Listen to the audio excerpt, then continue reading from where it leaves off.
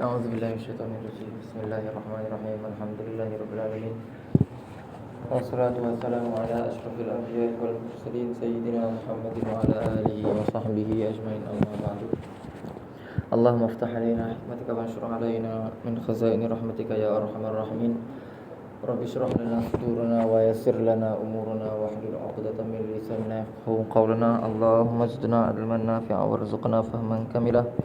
اللهم صل على سيدنا محمد الفاتح لما أغلق والخاتم لما سبق ناصر الحق بالحق والهادي إلى صراطك المستقيم وعلى آله حق قدره ومقداره العظيم. Berkata pengarang yang dirahmati Allah, hadis ke-22, jadikanlah dirimu kunci kebaikan. Betul tak 22? Hadis 22. An Sahli bin Sa'd radhiyallahu anhu anna an-nabiy sallallahu alaihi wasallam qala inna hadzal khaira khazainu wa litilkal khazaini mafatihu fatuba li'abdin ja'alahu Allahu miftahan lil khairi mighlaqan lisyarri wa wailun li'abdin ja'alahu miftahan lisyarri mighlaqan lil khairi akhrajahu Ibnu Majah. Daripada Sahal bin Sa'ad radhiyallahu anhu berkata, Nabi sallallahu alaihi wasallam bersabda, sesungguhnya kebaikan itu laksana beberapa gudang, dan bagi gudang-gudang itu ada kuncinya, dan kuncinya itu orang. Maka untung sekali bagi seorang hamba yang telah dijadikan oleh Allah sebagai anak kunci bagi kebaikan, penutup bagi kejahatan. Dan celaka bagi seorang hamba yang menjadi anak kunci bagi kejahatan, penutup bagi kebaikan. Arti kata kita ni tak baik tapi ajak orang buat baik bila gitu. Tak baik, ajak je lah.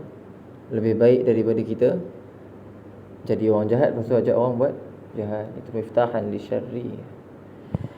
Dengan hikmah dan bijaksana Allah SWT telah menciptakan segala kebaikan dan kejahatan. Jadi titik kebaikan dicipta oleh Allah, kejahatan pun dicipta oleh Allah. Dengan itu Allah Ta'ala menguji siapa di kalangan hambanya yang benar-benar taat kepadanya. Dan dengan yang demikian itu Allah Ta'ala telah menciptakan syurga dan neraka. Lalu Allah membalas hambanya yang berbuat kebaikan dengan pahala dan syurga, dan ia Allah membalas hambanya yang mengerjakan kejahatan dengan siksa dan neraka.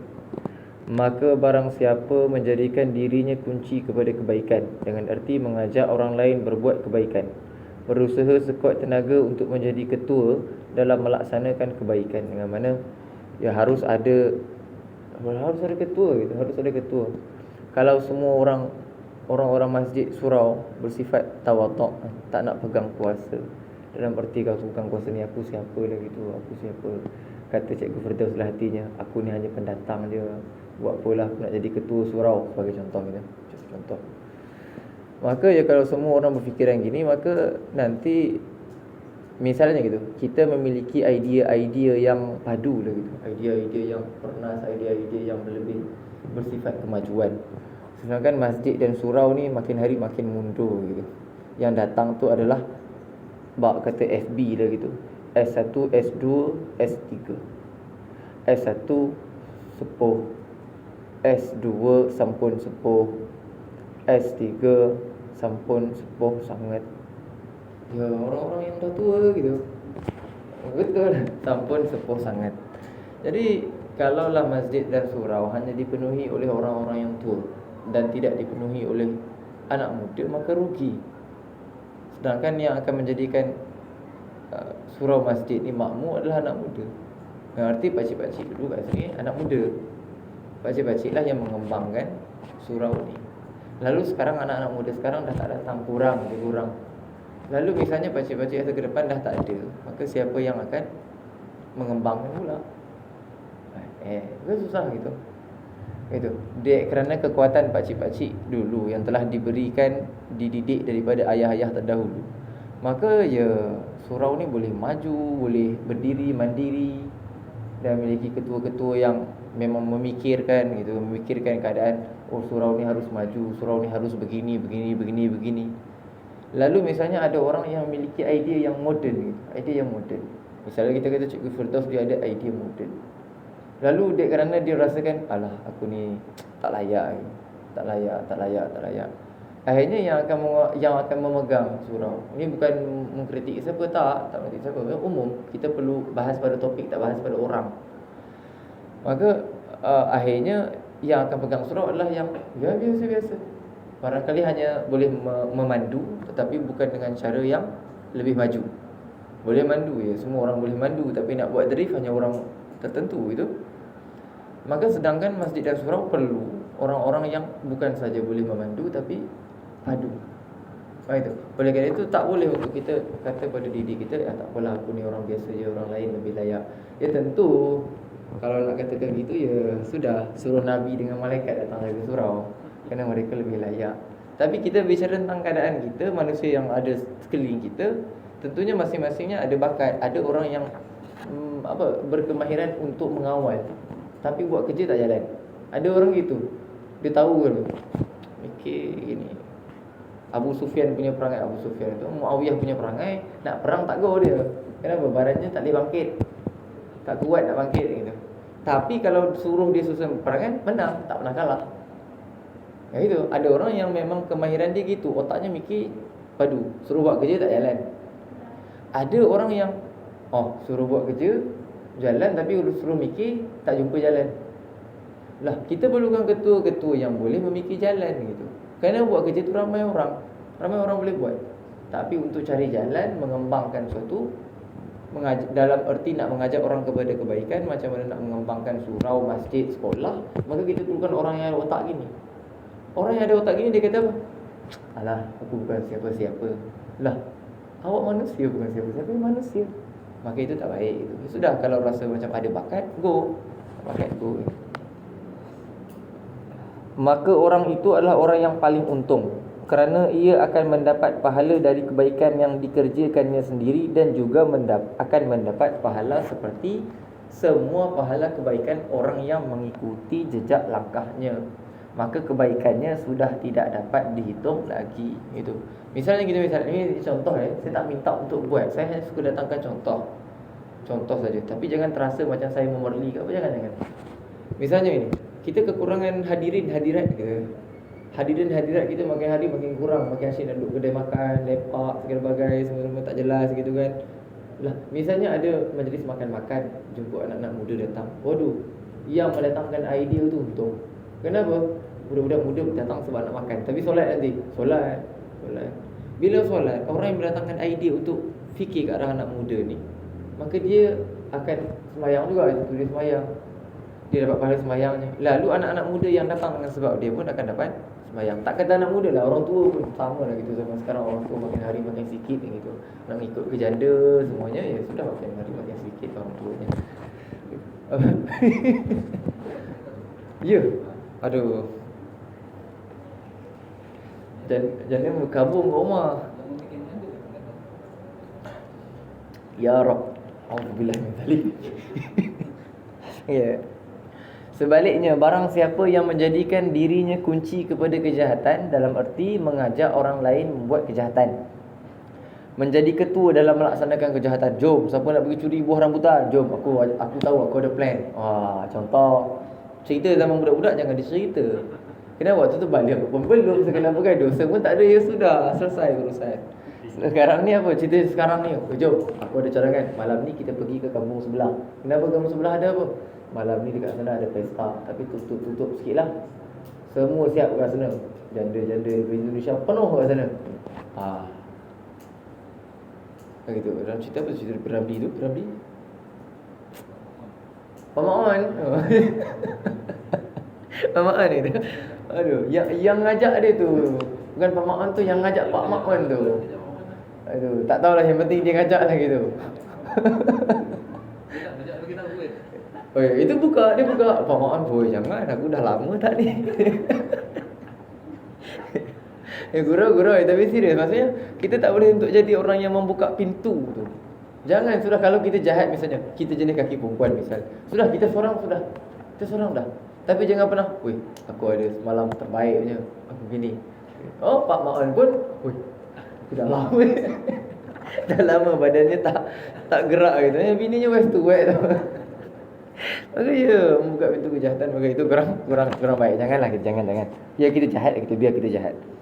Maka orang ini adalah orang yang paling jahat, kerana ia akan mendapat dosa dari kejahatan yang dilaksanakannya, dan juga akan mendapat dosa dari sekian banyak kejahatan yang dilakukan oleh orang-orang yang mengikutinya di belakang, dapat plus dosa. Maka kejahatan orang ini sudah tidak terhitung lagi. Auzubillah min dzalik. Ini doa pengarang itu. Ya Allah, jadikanlah kami orang-orang yang mengerjakan kebaikan dan sentiasa mengajak orang lain untuk melaksanakan kebaikan, dan jauhkanlah kami dari kejahatan dan dari mengajak orang lain mengerjakan kejahatan. Amin ya rabbal alamin. Amin amin amin. Hadis ke-23. Takwa itu kemuncak ketinggian. An Yazid bin Salamah al-Ju'fi radhiyallahu anhu qultu ya Rasulullah inni sami'tu minka hadithan kathiran akhafu an yunsiyani awwalahu akhiruhu fahaddithni bi kalimatin takunu jima'an faqala ittaqillaha fima ta'lam wa zada razin wa'mal bih. Daripada Yazid bin Salamah al-Ju'fi radhiyallahu anhu berkata, aku berkata kepada Rasulullah SAW bahawa aku sangat banyak mendengar hadis daripada engkau, Nabi. Aku ni banyak duduk dengan Nabi, jadi banyak dapat hadis, dapat ilmu banyak ni. Dan aku takut bahawa yang kemudiannya melupakan yang pertama. Dengan mana apa? Banyak sangat. Jadi yang lama-lama jadi lupa, yang sekarang ni baru ingat gitu. Macam pakcik ngaji fiqh gitu. Pakcik ngaji fiqh. Aduh, dah ngaji bab solat, dah ngaji bab ibadat. Sekarang tengah bab jinayat. Bukan bab solat yang lupa. Alhamdulillah. Bab munakahat sebelum jinayat dah lupa dah. Apatah lagi muamalat ke belakangnya. Apatah lagi ibadat yang di awal sekali. Begitu. Umum manusia dan sahabat-sahabat manusia menghadapi masalah ni. Masalah apa? Banyak sangat boleh lupa. Takut-takut tak ada amal. Begitu. Maka beritahukan kepadaku wahai Rasulullah dengan satu kalimat yang ringkas sekali sebagai kesimpulan daripada segala yang aku dengar. Maka Rasulullah SAW bersabda, bertakwalah engkau kepada Allah pada barang-barang perkara yang engkau ketahui. Dan menambah Imam Razin, perawi dalam riwayatnya, dan hendaklah engkau mengamalkan dengan ilmu yang telah engkau dapati. Titik ke itu, apa yang mengaji amal. Yang sunat ya sunat, yang wajib ya wajib. Itu tanda takwa maksudnya. Takwa tu dengan arti mengamalkan segala perkara yang diperintahkan. Keterangan takwa dalam arti kata takut kepada Allah merupakan intisari dari segala perkataan yang mengandungi suruhan melaksanakan kebaikan dan mengandungi tegahan dari melaksanakan kejahatan. Maka kalau kita ada dua sifat ni, maka kita dipanggil sebagai orang yang bertakwa. Oleh kerana itu, apabila sahabat memohon kepada Rasulullah SAW meringkaskan nasihat untuknya, maka Nabi kita menyebutkan perkataan takwa itu sebagai perkataan yang paling ringkas dan paling padat isinya. Kerana itu, para khatib di hari Jumaat sentiasa berpesan kepada hadirin dengan perkataan takwa ini. Kerana tidak lengkap suatu khutbah kalau di dalamnya tidak disebutkan pesanan dengan takwa. Kerana takwa tu titik paling habis. Kerana orang Islam ramai, orang beriman pun ramai, tapi orang yang bertakwa itu susah. Takwa itu susah. Kenapa? Takwa tersebut dia tak nak kata orang lain, saya sendiri pun dia tak mampu nak takwa gitu. Paling-paling buat kebaikan, nanti buat kejahatan pula. Lah gitu. Paling-paling dah tak buat kejahatan tapi meninggalkan kewajipan pula misalnya. Apa-apa kewajipan yang kita tak perasan misalnya. Maka dia takwa tu satu tingkat yang sangat tinggi gitu. Sehingga kan banyak hadis Nabi SAW menekankan tentang takwa, ittaqillaha haitsuma kunta. Bertakwalah kamu kepada Allah di mana saja kamu berada. Dalam arti kata semua kewajipan dilaksanakan, semua larangan dihindari. Ya, kewajipan dilaksanakan barangkali okey lagi gitu kan. Kita kan ngaji, jadi tahu. Menghindari larangan, itu yang susah. Gitu. Betul, bagi saya susah lagi, tak tahulah. Bagi kat sini semua wali-wali insya-Allah tak buat dosa. Kalau saya mikir-mikir seorang-seorang banyak dosanya. Takwa termasuk sunat maksudnya? Tak. Maksud pada perkara yang wajib dan juga haram je. Haram je. Makruh tak masuk, makruh kenikmatan. Makruh tak baik untuk buat kerana ada larangan daripada hadis. Tapi larangannya tu tak berapa nak buat gitu. sifat larangan tak berapa nak kuat, jadi hukumnya makruh. Sebaiknya ditinggalkan, gitu. Tapi takwa ni saya akan panggil dia sebagai barokah. Kerana kalau tak ada takwa pula lah, makruh. Makruh ni saya akan panggil dia sebagai barokah. Kenapa? Kalau tak ada makruh, kalau misalnya benda makruh tu haram, maka tentunya musibah hidup saya dan juga kita semua. Misalnya minum berdiri hukumnya makruh, misalnya. Maka kita semua kalau minum berdiri, aduh, haram semua kita. Kita sambil buat kerja, kita ngunyah-ngunyah gula-gula, chewing gum, hukumnya makruh. Kena tak buat itu, makan minum tak dibuat dalam keadaan duduk. Kalau misalnya makruh tu menjadi haram, maka musibah kita sentiasa buat benda yang haram. Sebab tu saya selalu gelarkan makruh adalah barokah. Tapi barokah yang sebaiknya dihindari maksudnya.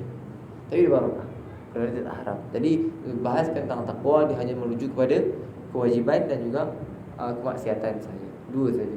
Tak terkena pada yang lain. Kalau orang tu tak buat benda yang sunat, tak bermakna dia tak takwa.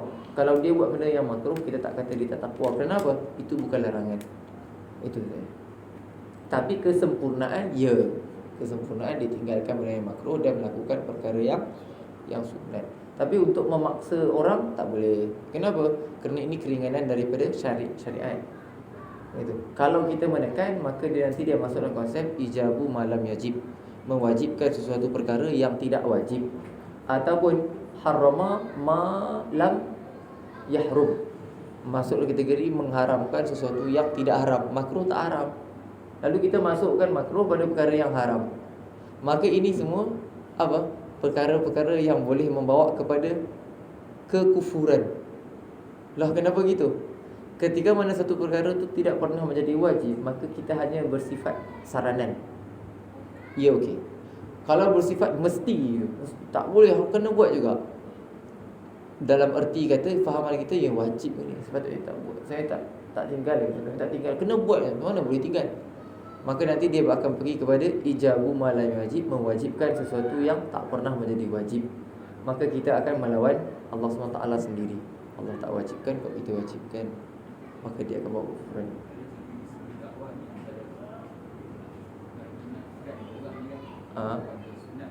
Ya. Tak. Ya. Ya. Kaedah uslub kadang-kadang ada benda yang makruh yang tak sesuai langsung nak dibuat. Ada benda makruh yang tak sesuai langsung itu. Kalau boleh jangan buat. Jangan buat. Kalau orang tanya hukumnya apa, hukumnya, ya sudah jangan buat. Ya sudah jangan buat. Sudah jangan buat. Apa hukumnya? Wallahu alam, sudah jangan buat. Nanti dia pun sudah jangan buat gitu. Tapi tetap kalau dalam keilmuan kita harus amanah. Beza tu beza dakwah dan juga taklim. Taklim tu maknanya pembelajaran, pengajian.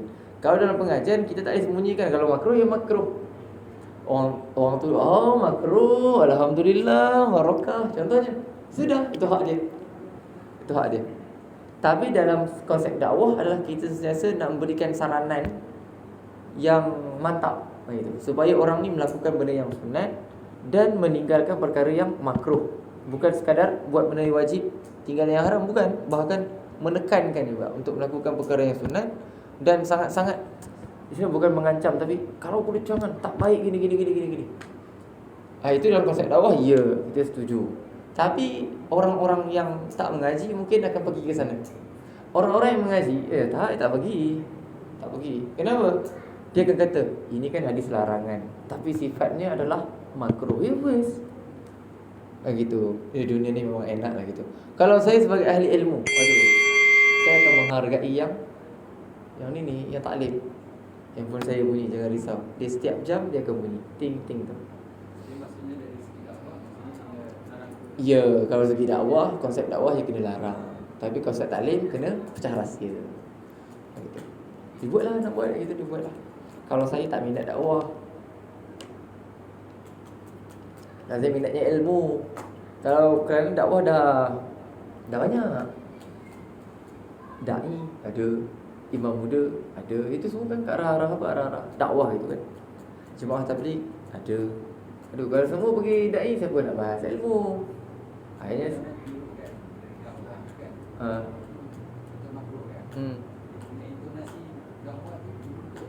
haram. Ya haram. Takutlah, takut. Jangan risau sebab tu. Ya. Sebab ya. Moga-moga orang yang cakap tu dia tak merasakan segitu. Kalau dia rasakan gitu, bahaya untuk dia. Adapun kita ni tak ada kaitan, baik kita rasa takut betul-betul ke, tak rasa takut betul-betul ke, rasa-rasa itu haram ke, kita tak tahu hukum kan, maka kita tak ada kaitan. Ini untuk orang yang menyampaikan, bukan orang yang mengamalkan. Adapun titik kita ilmu lah gitu. Ilmu. Kalau ilmu jelas saya sudah gitu. Sebab tu saya sombong, kalau disuruh sombong, saya kata saya ni dijatuhkan dengan yang haram, tak dijatuhkan dengan yang makruh. Kenapa? Kalau benda tu masih lagi dalam lingkaran makruh ataupun dalam lingkaran sunat, kalau orang cuba untuk kacau saya, ya saya tentunya balas gitu. Sebenarnya balas. Ya sudah, suka hatiku gitu, suka hati aku. Kasar-kasarnya gitu. Tapi kalau benda yang saya lakukan tu dalam lingkungan yang haram, lalu orang menegur, ya sudah, saya akan patuh. Kerana mustahil saya lawan. Tapi kalau dengan makruh sunat, jangan kacau lah, itu jangan kacau. Iman-iman nanti hidupnya, kesian, sadis ya, tak menikmati. Apa? Iman-iman ni. Dekat sana lah. Semua barakah Indonesia ni kita. Barakah Jawa. Kalau pergi dengan niat untuk mencari kebaikan, insya-Allah jumpa kebaikan. Pergi dengan niat mencari kejahatan, insya-Allah jandanya pasti banyak. Pasti kita pasti. Lepas itu ada orang pergi negara Arab, dia kata, "Kok dekat negara Arab ada kes curi bagai gini. Dekat negara kita tak ada pun." Kurang aja macam tu. Kenapa? Kita pergi, kalau pemikiran kita nak cari perkara yang tak baik, apa yang tak baik, maka tentunya akan jumpa yang tak baik. Tapi kalau minda kita untuk mencari kebaikan, lalu ternampak benda yang tak baik, tentunya kita tetap akan berprasangka baik. Tetap prasangka baik. Kalau Rasulullah saya kritik Indonesia, saya pun boleh kritik. Malam Jumaat bising auzubillah min zalik. Petang Khamis, kan Khamis memang Jumaat. Bising, dia orang buka lagu Roma Irama. Tahu Roma Irama? Raja dangdut kan, tapi lagunya ke arah-arah keagamaan sikitlah. Dia orang buka mic tu, satu kampung dengar. Saya kan mazhab keras dalam masalah ni. Ini kalau bising saya tak suka, nanti mengganggu. Tapi dekat sana ya, kalau saya nak cari keburukan saya boleh. Ini tak betul ni. Kalau nak cari keburukan. Tapi kerana kita pergi tu dengan niat nak cari kebaikan, maka kita sudah, ini negara dia. Mungkin orang kat sini kurang nikmat kalau tak ada sound. Lebih baik untuk dia. Jadi dia jalan gitu. Kalau dia kat sini sampai hari ni pengajian saya tak izinkan buka sound. Kenapa? Bagi saya Islam mengganggu. Saya tak nak saya mengganggu. Kita ada nenek selipah kat sini belakang ni, tengah uzur. Gong bunyi gitu, kesian dia.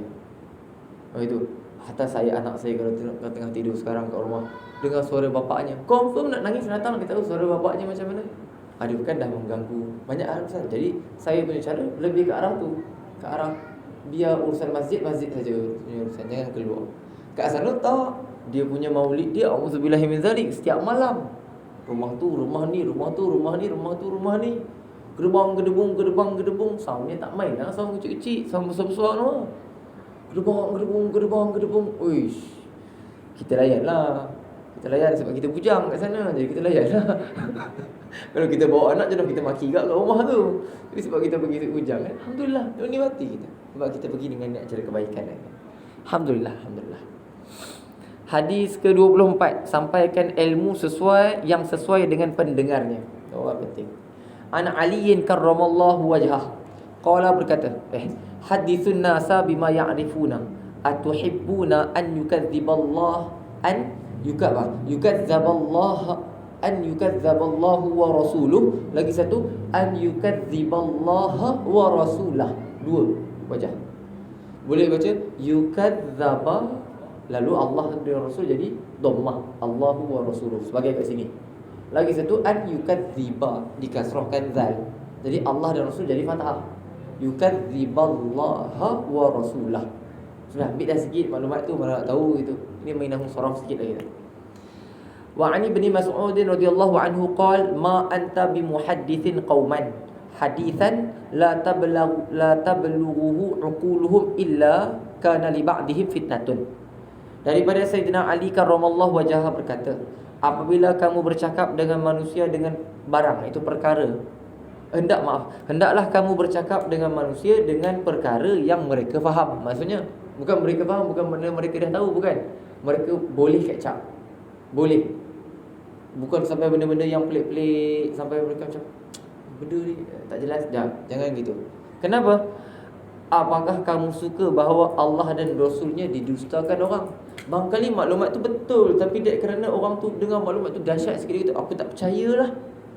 Bila kata tak percaya, lalu misalnya maklumat tu betul, memang daripada hadis misalnya, lalu aku tak percaya, dengan mana orang tersebut tidak mempercayai hadis Nabi SAW. Oleh itu santai. Kalau bagi saya sendiri, tempat yang paling bebas untuk mengeluarkan pandangan-pandangan dia Sungai Buaya. Sungai Buaya arti kata Suruhaja. Tapi tempat-tempat lain bagi saya dah gitu. Hatta saya ngajar dekat mana entah tu, Kelana Jaya dengan Bukit Canggang. Bukit Canggang jauh juga sana. Tapi kadar pemahaman mereka tak boleh go. Mereka tak boleh go. Bukan merendahkan mereka, bukan. Kerana ilmu tu kan bersifatnya tangga gitu kan. Kalau dah biasa main dengan yang kecil, naik, lama-lama benda yang besar akan jadi kecil. Sementara kat sana masih awal, masih manja-manja gitu. Ilmu. Bukan jangan bagi saya manja lagi. Bukan jangan masih lagi bersifat sensitivity dan juga manja. Jauh sana kan? Jauh sana macam tak jauh lah. Kelana Jaya jangan cerita lah. Tak surau. Kelana Jaya tak boleh buat apa lah. Tempat-tempat orang-orang yang bekerja ni, jadi pemikiran mereka jadi lagi hancur.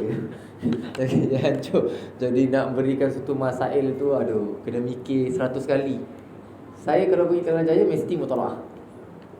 Bukan kerana takut, pilih sungguh-sungguh maklumat nak bagi kat dia orang. Tak bagi macam sana tafsir. Pernah sekali dekat Batu Cave. Suruh ngajar fiqh. Itu pertama kali saya ngajar fiqh kat sana. Kita tengah semangat ni, makcik-makcik yang ramai. Pakcik-pakcik tak banyak, pakcik-pakcik ramai. Orang perempuan memang minat mengaji berbanding orang lelaki dekat luar. Jadi kita pun bagi maklumat tup. Alhamdulillah, dia orang kata, Ustaz Naim ni kami tak rasa macam boleh ngajar kat sini sebab terlalu pelik sangat ilmunya. Sudah saya ke? Tak dipanggil. Sekali je. Yang cakap tu pihak surat. Saya belajar daripada kesilapan saya, alhamdulillah. Bahawa bukan ni berkaitan hadis ni. Ya, maksudnya saya tengah menegur diri saya tentang hadis ni lah. Saya tengah menegur diri saya tentang hadis ni. Bahawa ada tempat yang mana kita boleh bagi maklumat, boom. Okey, kerana dah terbiasa. Ada tempat yang kalau kita berat sikit je, mereka dah siapa lain. Gitu. Ada gitu. Dan banyak sangat. Dan kerana zaman sekarang orangnya fokus kerja, lalu tak luas kepada ilmu. Jadi ketika mana mereka mula dengan ilmu ni kan, tu ustaz tu syarah pelik sikit lagi tu. Pelik sikit, keluarkan masalah pelik, kahwin jin contohnya misalnya. Ada berbagai dia orang dengar jadi macam khurafat ke kufarat, wallahu alam. Begitu. Maksudnya hati-hati kan.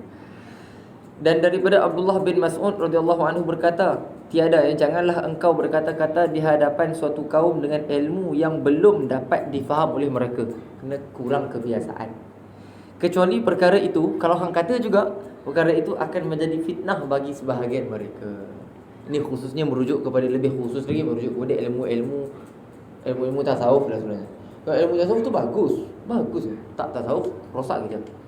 Tapi kadang-kadang kan zaman sekarang kan orangnya, ustaz-ustaz yang ngajar tasawuf biasanya masih muda gitu.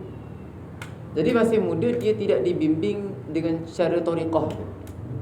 Karena ini jujur, saya kalau secara peribadi saya tak suka ustaz-ustaz muda. Pertama ustaz muda, lepas tu ngajar tasawuf, lepas tu tak ada thariqah. Aduh. Dia ambil maklumat dari mana?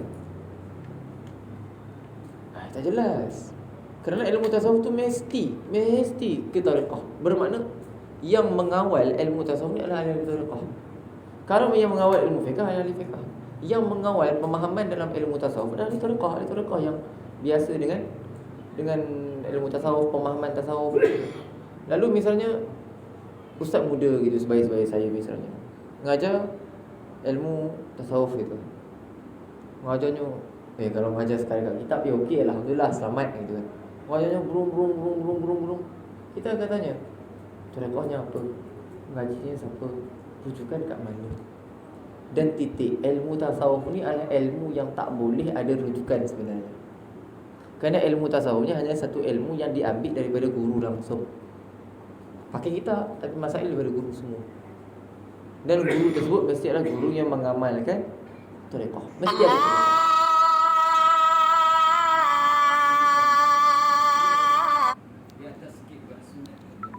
Maksudnya apa? Atas sunat. Tak, tarekah bukan. Tarekah tak ada kaitan dengan sunat semua kan, tak ada. Itu masih, itu dalam bahasa tasawuf kita panggil, itu dipanggil sebagai adab. Adab dalam beribadah je. Tasawuf tu jauh lebih daripada tu. Ya, nanti kita lalu juga kat sini. Kerana ini sebenarnya bukan kelas kitab adab, bukan. Ini adalah kelas kitab tasawuf sebenarnya. Cuma saya susun gitu. Kalau susunan saya yang saya buat gitu. Kerana setiap pengajian saya dah susun gitu. Dekat sini nak ngaji apa, habis satu, habis masuk satu.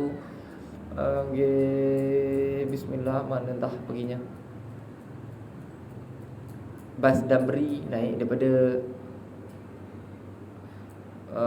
Surabaya menuju ke Bungu Rasih. Kitab tasawuf. Sebelum ni kita dah pernah baca kitab Nazam Al-Ala. Sekarang 40 hadis ilmu ulama. Lepas ni baca Syu'abul Iman Syekh Nawawi Banten.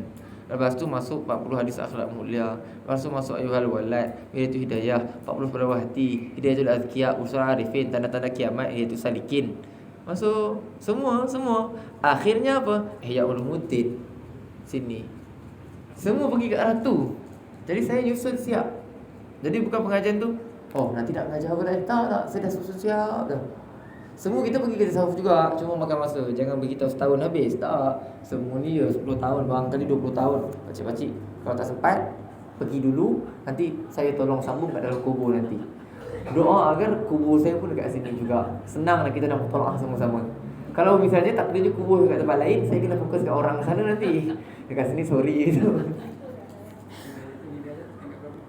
Bila tu dia masih lagi, bila tu dia nanti selepas ayah walad. Fasa kita nak pergi sekarang kitab yang kedua.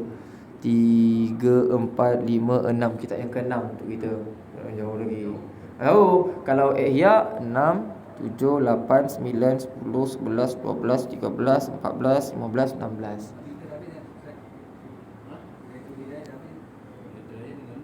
Dengan ustaz ni kan, Ustaz Razi. Sudah, maksudnya kalau saya susunan saya je lain. Kerana jauh gitu. Kalau bahas ke cara tasawuf, lain. Dia pergi gedebuk gitu. Susah.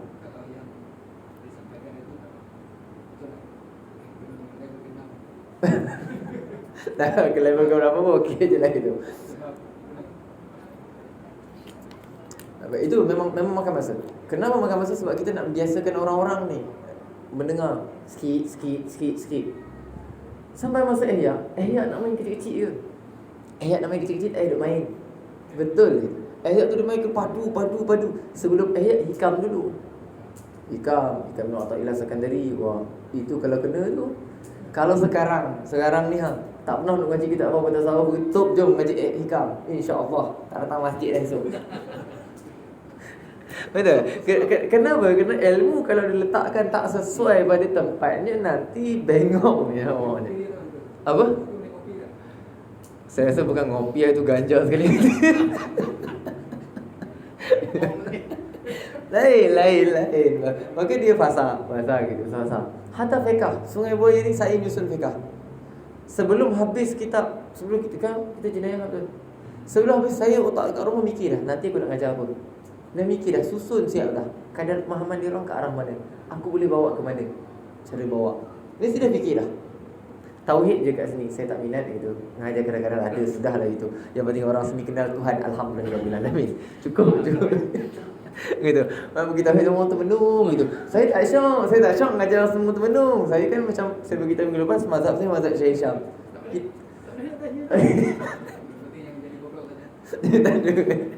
Gitu. Yang penting masing-masing kenal Tuhan, alhamdulillah Allah SWT tu gini-gini, sudah settle, sudah.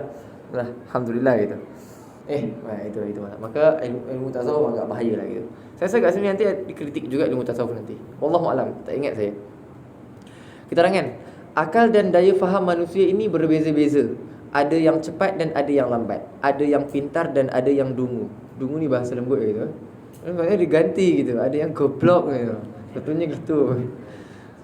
Ada orang yang telah terpelajar dan ada orang yang masih jauh ketinggalan.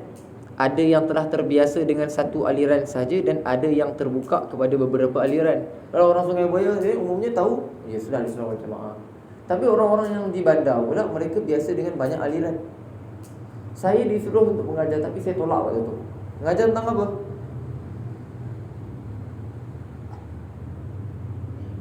Apa tu? Akidah Ahli Sunnah wal Jamaah berpandukan mazhab Syafi'i. Itu tak pernah dibuat oleh ulama kita. Kerana Imam Syafi'i tak ada kaitan dengan Ahli Sunnah wal Jamaah. Tak ada kaitan kerana Imam Syafi'i sebelum terwujudnya nama kelompok Ahli Sunnah wal Jamaah. Sebelum tu lagi.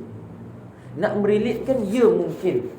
Tapi kalau kata mazhab Syafi'i ni ada kaitan dengan akidah Ahli Sunnah wal Jamaah, maka salah. Kerana mazhab Syafi'i fiqh, Ahli Sunnah wal Jamaah tu akidah. Mazhab Syafi'i ni Wahabi pun ada, As-Sunnah ada, dan dulu di antara ulama yang gagah di dalam mazhab Syafi'i adalah ulama-ulama daripada Mu'tazilah. Pun mazhab Syafi'i. Imam Zamakhsyari, pengarang kitab tafsir Al-Kasyaf, beliau mazhab Syafi'i dan beliau Mu'tazilah. Imam Al-Qaffal sebelum dia bertaubat jadi Al-Sunnah wal Jamaah, beliau beliau adalah Mu'tazilah dan beliau alim sangat-sangat dalam mazhab Syafi'i. Fiqh. Jadi fiqh mazhab Syafi'i tak terkait dengan akidah. Tapi setiap orang yang berakidah perlu untuk berakidah dengan akidah Ahlussunnah wal Jamaah. Adapun fiqh bebas. Kalau duduk kat Malaysia bagusnya amalannya mazhab Syafi'i. Kalau misalnya dia kata aku balik ke Malaysia, aku tak nak mazhab Syafi'i kat Malaysia, aku nak mengamalkan mazhab Hanafi, ya sudah bebas. Sejak bila pula mazhab Syafi'i ni sintetik Sejak bila pula mazhab Syafi'i ni sintetik dengan akidah Ahlussunnah wal Jamaah? Tak. Apa tu Wahabi-Wahabi yang ada dekat luar yang bermazhab Syafi'i? Mana macam mana? Apa kaitan? Adakah mereka Ahlussunnah wal Jamaah? Taklah. Tak ada kait. Oleh itu saya dibagi, saya kata saya tak tahu. Saya minta maaf. Tajuk yang kedua, tak apalah, saya ambil tajuk ni pula. Tajuk yang kedua lagi bangang. Betul bagi saya lah, lagi bangang. Apa tu? Akidah Ahlussunnah wal Jamaah dan juga ketamadunan Melayu. Astaghfirullahalazim. Saya mana tahu apa kaitan tamadun Melayu dengan Ahlussunnah wal Jamaah. Ya sudah, kalau orang Melayu tu nak jadi Wahabi pun jadi ajalah.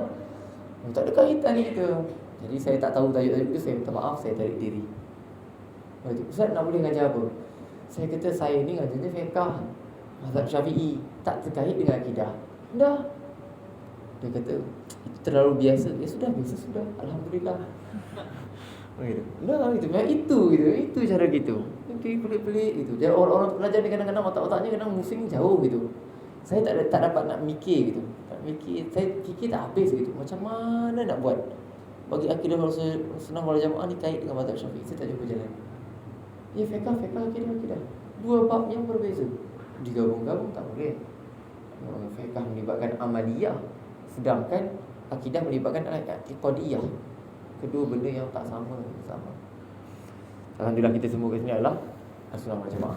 Tak ada Wahabi gitu. Tak ada Wahabi. Kalau ada Wahabi kita terpaksa untuk kita buka pengajian kitab akidah lagi gitu. Teman-teman lagi jawabnya. Ada yang bersifat toleransi dan ada yang sangat fanatik. Wah, sangat fanatik. Apa-apa fanatik lah gitu, apa-apa. Tak kata politik je, kadang-kadang fanatik dengan tempat pun ada juga. Fanatik dengan bangsa pun ada juga. Ada. Dan begitu seterusnya. Maka seorang da'i ataupun pendakwah, penceramah atau pendidik hendaklah memahami tingkatan pemikiran umatnya. dan kadar kemampuan mereka dalam menerima sesuatu pemikiran. Tujuan baik untuk merubah suatu pemikiran yang tertutup belum cukup untuk menjamin kejayaan cita-cita itu. Ia memerlukan kepada kebijaksanaan dan kepandaian melayani hati nurani masyarakat. Ya, saya Ustaz Azrin. Ustaz Azrin ni okey, alhamdulillah. Ustaz Azrin dia boleh masuk gitu. Parti mana pun dia enak gitu. Kalau saya tak reti gitu. Hidup yang mengkritik gitu. Susah ya. Kalau Ustaz Azrin tak, Ustaz Azrin dia ini boleh, itu boleh. Saya sendiri jadi kalah gitu. Saya terasa macam hipokrit juga mertua gue. Bahasa kasarnya gitu. Macam hipokrit juga ni. Macam mana dia boleh buat itu? Mikir, macam mana boleh? Tak natural juga. Kalau totak hijau dia tu. Totak dia. Tapi kok boleh gitu? Kok boleh mata saya sendiri tak tahu. Saya masih muda gitu kan. Otak kita masih laju gitu. Kritik tempat ni. Sini tempat kritik. Jadi kalau tak kena kritik, jangan dekat sini. Selamatkan saya juga lah gitu. Jangan dekat sini. Kalau kita salah menyampaikan sesuatu yang sememangnya baik, maka fikiran kita akan ditolak oleh masyarakat. Oleh itu, kita perlu kepada kelicikan dalam membuat perubahan supaya umat tidak menentang kita di langkah permulaan. Penting. Tetapi bila umat telah disedarkan sedikit demi sedikit dan mereka terus dibimbing dan dituntun dengan perasaan penuh kasih sayang, insya-Allah mereka akan berubah. Bahkan mereka sendiri yang akan membuat perubahan itu dalam jiwa mereka terlebih dahulu. Maka dengan demikian dapatlah suatu cita-cita dicapai dengan mudah dan selamat. Moga-moga ya. Tindakan bijaksana itu bukan bererti kita merestui kesalahan yang mereka lakukan. Bukan kita rento, bukan. Tapi apa? Tapi dia adalah taktiknya. Tetapi ia merupakan langkah-langkah awal atau suatu hikmah yang mesti dilalui oleh seseorang pendakwah yang bijaksana agar dia sampai ke tujuan dengan aman dan selamat. Amin. Allah, moga-moga sampai. Ya, macam Wali Songo ya, Songo. Maksud dia tak mengubah dia Jawa. Orang Jawa masih mengamalkan mantra dan sampai titik hari ini mereka masih mengamalkan mantra. Tapi mantra yang sudah digubah oleh siapa? Oleh tak tahu sudah apa tak, tapi yang penting Wali Songo lah itu. Digubah simple. Kawan saya dia bagi tahu. Dia dulu kerja kontrak. Kontrak dengan orang Indonesia dia kata. Jadi orang Indonesia tu ajar dia ilmu pengasih. Jadi apa ilmunya? Ilmunya gini. Saya kata kau pakai dengan nama Allah. Ada dengan nama Allah aku hisap rokok ini lalu kau hembuskan. Ada bacaannya gitu. Lalu saya kata aku tak percaya lah. Apa jadi? Waktu tu kita tengah lepak dekat Tasik Citra tau. Dari Roman tu kan ada bulatan. Kita ahli basking atas tu. Jadi bila habis kita pergi tepi sana lepak minum air, segala bagai, ngongkrong segala bagai. Dia menyembang. Saya kata namanya Wan, try buat. Dia pun try. Dia ambil rokok tu. Dia membaca doa tu. Lepas tu dia hembus. Bukan hembus kat muka perempuan tu, isyarat je. Baca. Cantik. Dah langkah pertama siap. Dia pun bangkit pergi jumpa perempuan tu, sembang. Tak sampai 3 minit settle. Tak sampai 3 bulan hilang darahnya. Cucu saja. Jadi aduh, kok mantranya enak bis pakai dengan nama Allah gitu. Mantra apa pun, baik Islamik ke tak Islamik ke, kalau niatnya salah, dia tetap salah. Kalau niatnya betul, dia tetap betul. Ya, maksudnya gini, mantra tersebut ketika mana dah bersifat Islamik, adakah mantra tersebut dihukumi haram ataupun tidak? Tidak. Kenapa tak haram? Dah Islamik, dah diganti. Kan dulu mereka kan dengan dewa Sri Tari lah, segala bagai semua tu keluar. Tu kita ganti dengan nama Allah. Bismillah dengan nama Allah. Walaupun bercampur. Kerana itu konsep perubahan adalah pada permulaan jangan menukar, tetapi memperelokkan saja. Kalau kita ada handphone yang bermasalah, charger, jangan beli handphone baru, tapi just repair pada part charger je.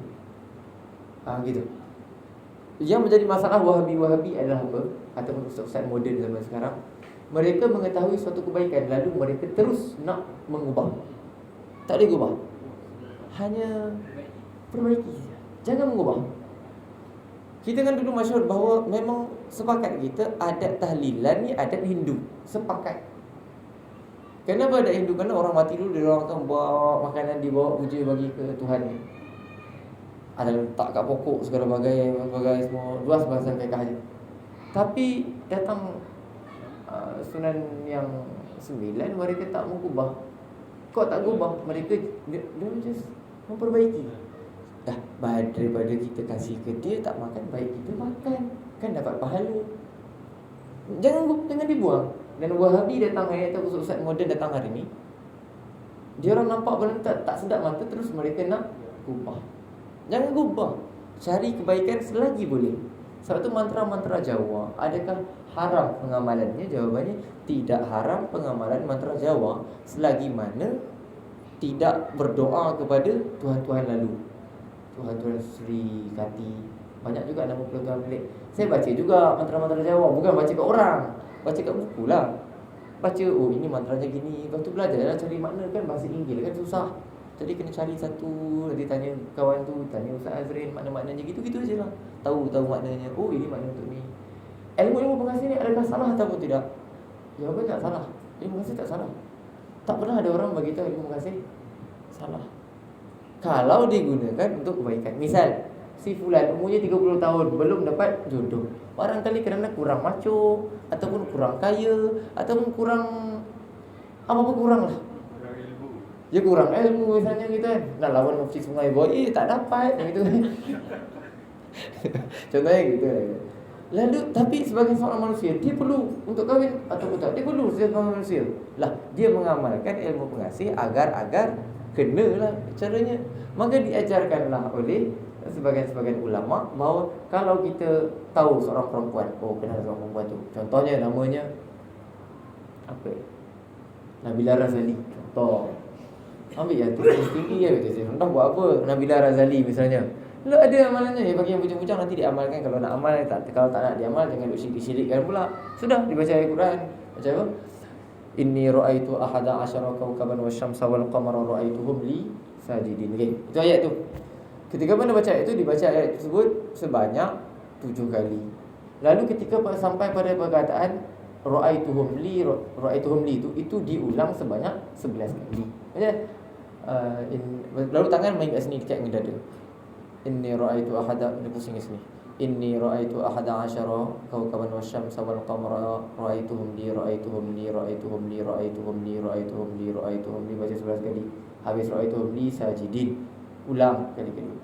Ini dibuat setiap kali lepas sembahyang. Dan dalam otak mikirkan perbuatan tersebut. Tapi jangan bini orang, haram hukumnya. Jangan tunang orang, haram hukumnya. Maksudnya apa? Ya, perempuan nak dara lah, tak ada dara pun janda gitu kan. Ya, sudah gitu kan. Apa? Ya, main bebas gitu lah. Untuk muda 2, 3, 4 ni bebas gitu kan. Yang penting jangan yang kelima gitu kan. Dia haram. Maksudnya ya kita boleh melakukan benda ni dengan cara yang islami. Tak islamik yang lain kan, pakai ilmu santet-santet bagai gitu. Ya boleh, hatta untuk isteri kita tu, aduh astagfirullah, galak saya tenang gitu. Auzubillah min zalik, asal balik tak pernah tenang hati kita. Ya sudah, amal. Tarik beberapa lain orang perempuan yang biasa mengalami masalah keguguran rambut gitu kan. Ambil rambut-rambut itu disimpan, nanti dikeringkan. Kalau basah tak boleh buat. Lalu dibakar rambut itu. Jangan sampai dia tahu. Jangan sampai. Ini semua tua-tua gitu lah. Tua-tua yang jadi takut bini yang sudah kita bagi. Kalau jadi berani tak boleh bagi, nanti dia berkahwin lain gitu. Maka dibakar-bakar, dah abu-abunya tu dia ambil, disimpan. Nanti sebelum nak jimat, dia ambil cari di bawah telur. Guna 2 jari, strike begitu. Dah dia buat, insya-Allah. Itu.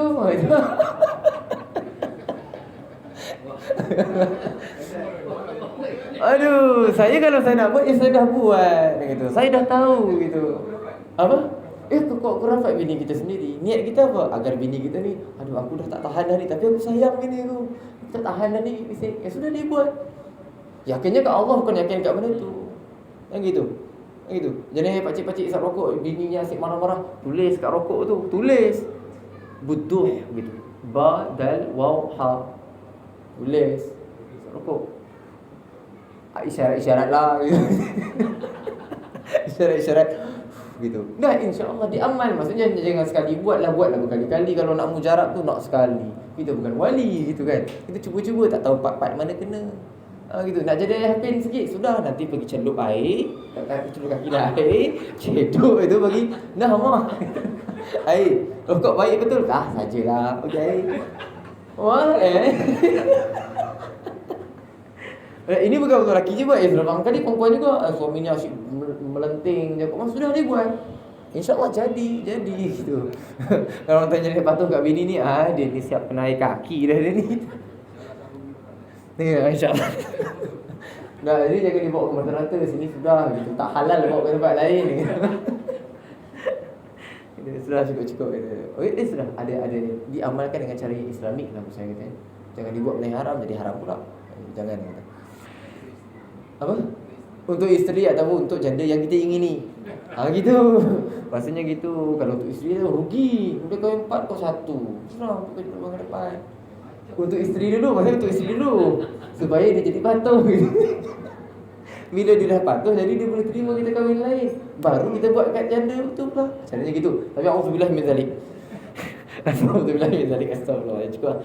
Wallahu a'lam bishawab. Subhanakallahumma wa bihamdika asyhadu an la ilaha illa anta astaghfiruka wa atubu ilaik. Wassallallahu ala sayyidina Muhammad wa ala alihi wa sahbihi wa baraka wa sallam. Alhamdulillahirabbil alamin.